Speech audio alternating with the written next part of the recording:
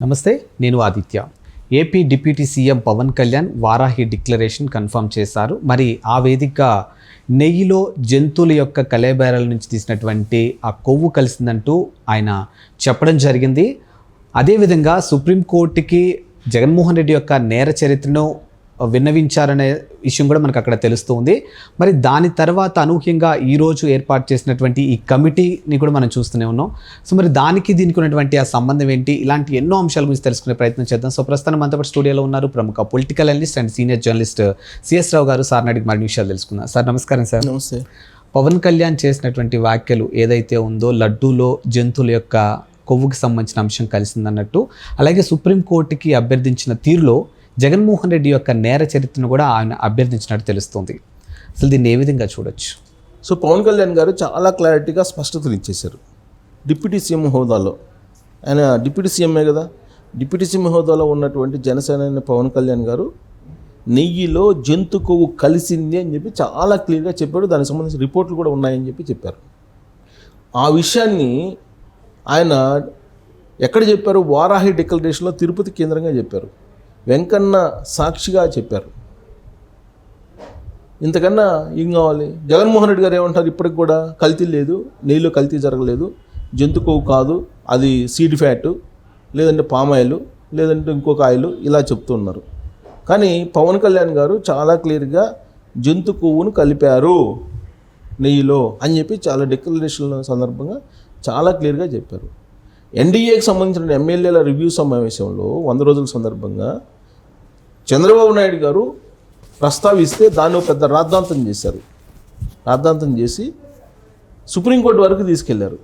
రాజ్యాంగ పదవిలో ఉన్నటువంటి చంద్రబాబు నాయుడు గారు ఎలా వ్యాఖ్య చేస్తారు అనేటువంటి ఒక ప్రశ్న కూడా సుప్రీంకోర్టు సంధించింది. కానీ ఇప్పుడు డిప్యూటీ సీఎం హోదాలో ఉన్నటువంటి పవన్ కళ్యాణ్ గారు బహిరంగ సమావేశంలో చాలా క్లియర్గా జంతు కొవ్వు కలిసింది అని చెప్పారు. చెప్పడంతో పాటు సుప్రీంకోర్టు చేసినటువంటి వ్యాఖ్యలను కూడా పరోక్షంగా తప్పుపడుతూ ఏం చెప్పారు ఆయన?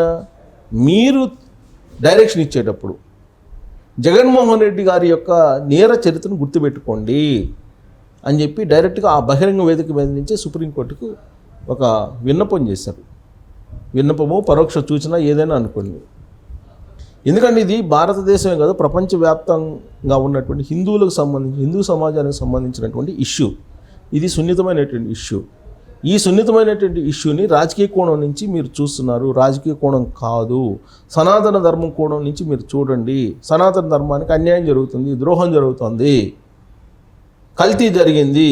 మీరు దీన్ని జగన్మోహన్ రెడ్డి గారి యొక్క నేర చరిత్రను కూడా పరిగణలోకి తీసుకొని మీరు డైరెక్షన్ ఇవ్వండి అని చెప్పి ఆ వేదిక మీద నుంచి ఆయన గురువారం రోజు రేత్రి ఆయన ఒక సందేశం ఇచ్చారు.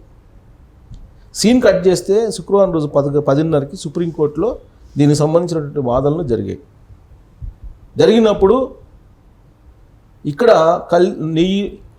నెయ్యిలో కల్తీ జరిగింది, జంతు కొవ్వు ఉంది, ఒక మాట చెప్పాలంటే పంది కొవ్వు కూడా ఉందని చెప్పి ముకుల్ వాదించాడు. అలాగే లూత్రా కూడా పక్కన ఉన్నారు, దాంట్లో కల్తీ జరిగింది అని చెప్పారు.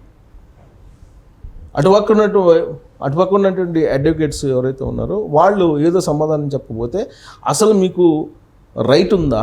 మీరు పిటిషన్ వేసినటువంటి వైవి సుబ్బారెడ్డి గారు డిజిగ్నేషనే పెట్టలేదు, మాజీ చైర్మన్ తిరుమల తిరుపతి దేవస్థానం అనేది కూడా చెప్పలేదు, మీరు ఏ హోదాలో మీరు పిటిషన్ వేశారు అనేది బాగా వాళ్ళు అడ్వకేట్ని ప్రశ్నించారు. అటువైపు అడ్వకేషన్ అక్కడ అటువైపు కాంగ్రెస్ పార్టీకి సంబంధించిన శివాలు, సుబ్రహ్మణ్య స్వామికి సంబంధించినటువంటి వాళ్ళు, మరొక 4-5 కలిపి ఈ వాదన జరుగుతుంది. విచిత్రం పరిణామం ఏంటంటే జగన్మోహన్ రెడ్డికి వ్యతిరేకంగా వాదనలు వినిపించినటువంటి సుబ్రహ్మణ్య స్వామి అలాగే కపిల్ సిబాలు ఇప్పుడు ఆయన పక్షాన ఈ నెయ్యిలో కల్తీ జరగలేదని వాదించేటువంటి దానికి ఒకే వేదిక మీదకి వచ్చారు వాళ్ళు.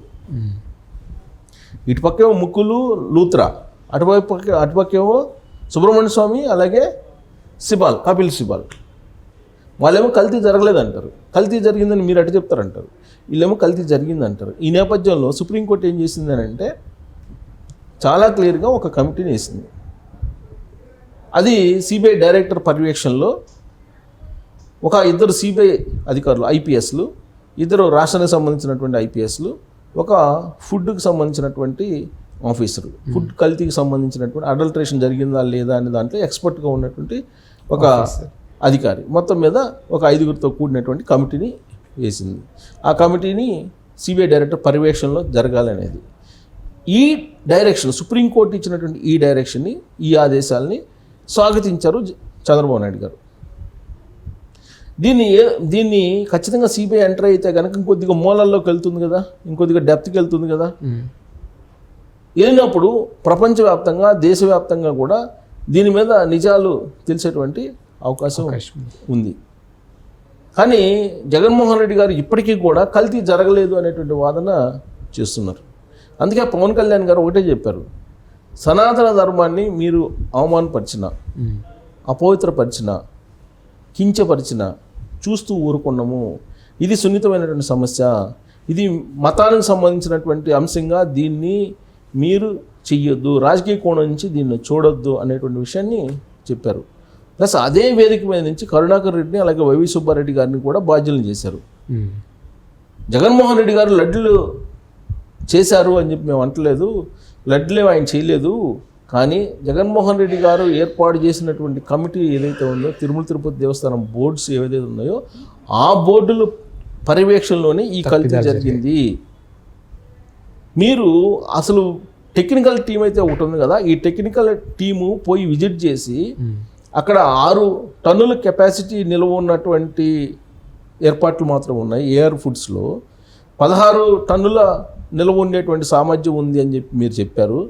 ప్లస్ అసలు 100 టన్నుల నిల్వ కూడా 6 నెలలకి 100 టన్నులు కూడా తయారు చేయలేనటువంటి ఈ ఏఆర్ ఫుడ్స్కి 1000 టన్నుల నెయ్యి నిల్వ చేసేటువంటి సామర్థ్యం ఉందని చెప్పి మీరు ఎలా ఆన్ రికార్డ్ ఇస్తారు అనేటువంటి ప్రశ్న కూడా లేవనెత్తారు.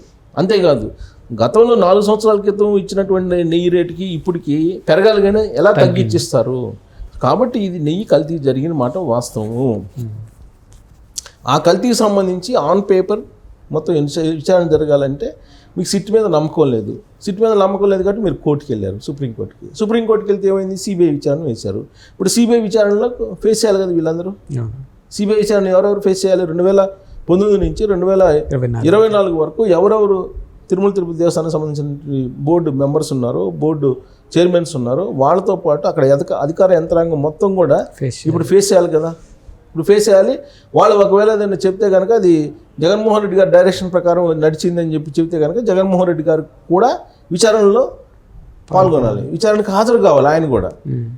కాబట్టి అది న్యాయ స్థానాల్లో విచారణ జరుగుతూ ఉంటుంది, దర్యాప్తు సంస్థలు చేస్తూ ఉంటాయి. కానీ ప్రజాకోర్టులో మాత్రం చాలా క్లియర్గా జగన్మోహన్ రెడ్డి గారి హయాంలో నెయ్యి కల్తీ జరిగింది, జంతుకు కలిసింది అనేటువంటిది బాగా వెళ్ళిపోయింది పబ్లిక్లోకి. ప్రజలు కూడా విశ్వసిస్తున్నారు. ఎందుకు విశ్వసిస్తున్నారంటే జగన్మోహన్ రెడ్డి గారి యొక్క నేర చరిత్ర ఇవన్నీ చూసిన తర్వాత అతను ఖచ్చితంగా ఇది చేసుంటాడు అనేటువంటి భావన కలుగుతుంది. జగన్మోహన్ రెడ్డి గారి గురించి అదే చెప్పాడు పవన్ కళ్యాణ్ గారు కూడా.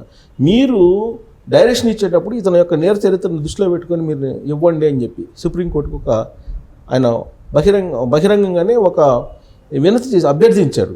బహుశా ఆయన అభ్యర్థిని కూడా పరిగణలోకి తీసుకున్నారా, ఇప్పుడు తీసుకొని ఉండొచ్చా సుప్రీంకోర్టు అనేది పక్కన పెడితే, వాళ్ళు ఇచ్చినటువంటి డైరెక్షన్ మాత్రం పవన్ కళ్యాణ్ గారు ఏదైతే అనుకున్నారో, ఏదైతే అభ్యర్థించారో దానికి రెస్పాండ్ అయ్యి ఈ నిర్ణయం తీసుకున్నట్టు మనకి కనిపిస్తూ ఉంది. సో ఏదైనప్పటికీ కూడా అక్కడ ఇప్పుడు ఆ కోర్టు జడ్జెస్ ఎవరైతే ఉన్నారో, ఒక జడ్జి జగన్మోహన్ రెడ్డి గారికి సంబంధించి పాత కేసులు విచారించినటువంటి అడ్వకేటు ఇప్పుడు డైరెక్షన్ ఇచ్చారు. సో సిట్ అయినా కానీ సిబిఐ అయినా కానీ అల్టిమేట్గా చేయాల్సింది దర్యాప్తు చేస్తే నిజాలు బయటకు వస్తాయి. ఇప్పుడు జగన్మోహన్ రెడ్డి గారు ఏదైతే కోరుకున్నారో అదే దర్యాప్తు వస్తుంది. ఆ దర్యాప్తు నేను ఫేస్ చేయాలి కదా. నేను ఫేస్ చేస్తే అప్పుడు అసలు ఆయన కల్తీ చేశారా లేదా, అది ఎందుకు కల్తీ చేశారు, ఎక్కడి నుంచి చేశారు, ఎవరు చేశారు, దాని వెనక ఎవరున్నారు, దాని బినామీలు ఎవరు, ఇవన్నీ బయటకు వచ్చేటువంటి అవకాశాలు లేకపోలేదు. సో పవన్ కళ్యాణ్ గారు మాత్రం చాలా క్లియర్గా జంతుకు కలిసింది నెయ్యిలు అని చెప్పి డిక్లరేషన్ సందర్భంగా స్పష్టం చేశారు. ప్రజలు కూడా దాన్నే విశ్వసిస్తూ ఉన్నారు.